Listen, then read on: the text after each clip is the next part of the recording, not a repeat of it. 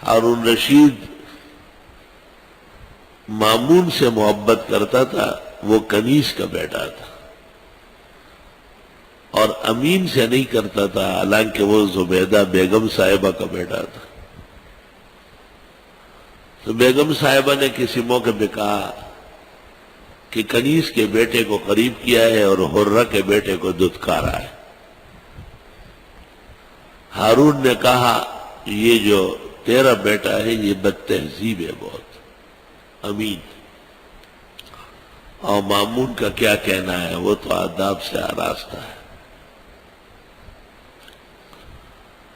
بیگم صاحبہ کو دکھانے کے لیے جب گھر کھانے کے لیے بیٹھ گئے، دسترخوان پر شاہی کھانے چنے گئے،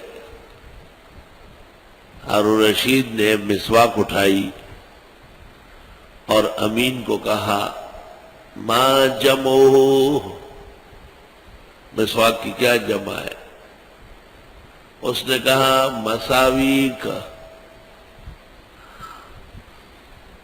تو مامون سے کہا ما جمعو، کہنے لگا ضد و محاسن کا۔ اب مسواک کی جمع مساویک ہے، لیکن مساویک کا ایک معنی تو اور بھی ہے نا کہ آپ کی خرابیاں اور پلیتیاں، سا یسوع سے۔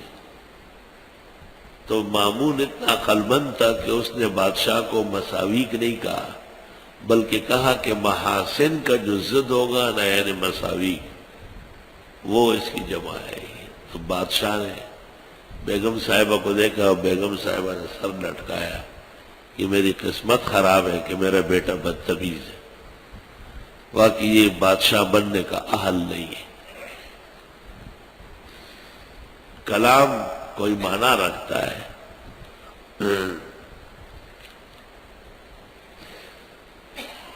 علماء دین میں بعض کلام پر قادر ہوتے ہیں۔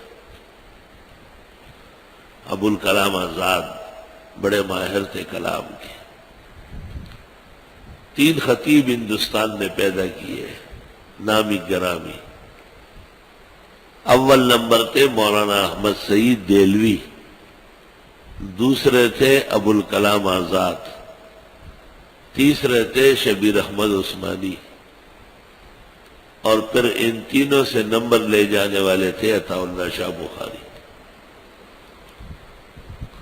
عالم خطیب متکلم مولانا شبیر احمد جیسے کوئی نہیں، محاورات اور گفتگو پر قادر ابو الکلام جیسے کوئی نہیں، حسین جمیل رنگ بھرنا احمد سعید امام تھا،